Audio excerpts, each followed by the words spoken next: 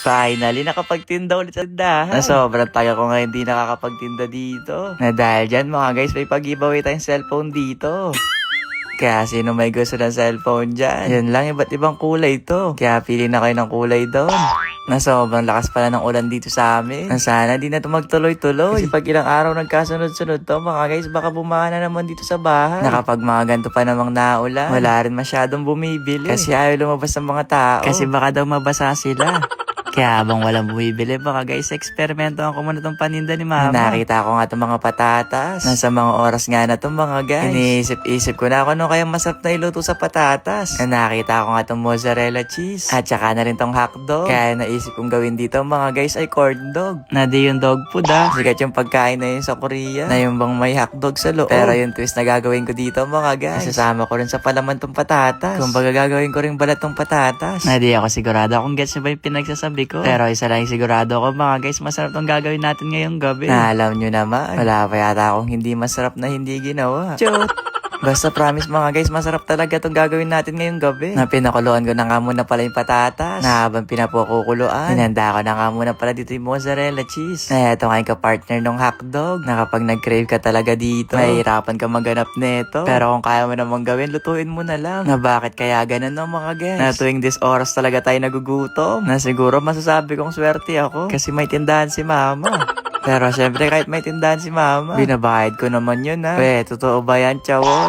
Parang hindi naman yata. Kaya naman fast forward. Eto na pala yung nagawa ko. Na di ko na masyadong dinamihan kasi baka maparami pa tayo ng kain. Na binalikan ko na rin pala tong patatas. Na eto medyo malambot na rin. Kaya naman sineperate ko na to sa lagayan. Para mas smash na to. Wow, smash ka pa dyan Pwede mo naman sabihing duwag-duwugin mo.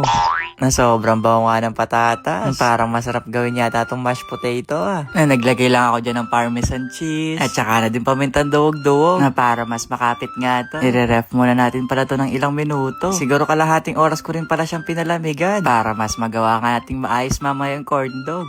Naiklog nga lang pala yung pangkakot natin dito. Breadcrumbs at saka na din harina. Kakamayin ko na pala to Kasi di ko naman din to ititinda. Nagamit nga yung patatas kanina mga guys. Ito yung ginamit ko ang pambalo. Para maging ganito nga yung shape niya. No, diba? Para lang siya mukhang mais, no? Ay, anong mais, chow? Corn dog yung ginagawa mo. Na di pa nga ito natatapos, mga guys. Mukha na siya masarap, no? Na na-excite tuloy ako matapos to. Na favorite ko rin kasi mga gantong klaseng pagkain. Lalo na may mga cheese. Nako po. Baka itong 4 na gagawin natin corn dog ngayon, mga guys, maubos ko to. Pero chawat lang, mga guys, kasi pagtitiran ko pa kayo dito. Kaya naman, tara. Lutuin na natin to. At nang ma-tastes na nga natin tong cheesy corn dog. Nakapaglulutuin mo pala to, bago mo siya isalang, siguraduhin mo munang mainit yung mantika. Kasi para mas maging crispy nga yung kalalabasan. Tapos hindi naging crispy yung sa akin no?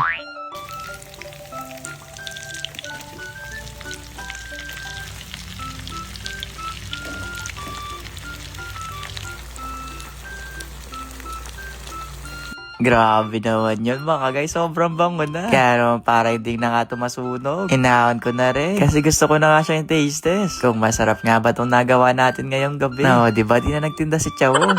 Dahil lakas kasi talaga ng ulan mga guys. Na alam nyo naman kapag umuulan, masarap talaga mag food trip. At eto na pala nagawa natin cheesy corn dog. Kaya naman taste test mga guys. Naunang kagat nga. Malalasamot agad yung mozzarella. Na grabe sobrang cheesy pala nito. Na sinong may gusto dyan? Tara kain tayo. Na 1 million over 10 nga itong ginawa ko ngayon. Kasi promise mga guys, ang sarap talaga niya. Na medyo mainit nga lang ng konti. Pero ilalaban natin yan. Na mas nagpasarap nga dito mga guys, yung patatas din na nilagay natin sa loob. Na meron pa pala akong sobra dito. Kaya main nyo na siguro to. Puntahan nyo na lang ako sa bahay. Ayun lang. Bye-bye!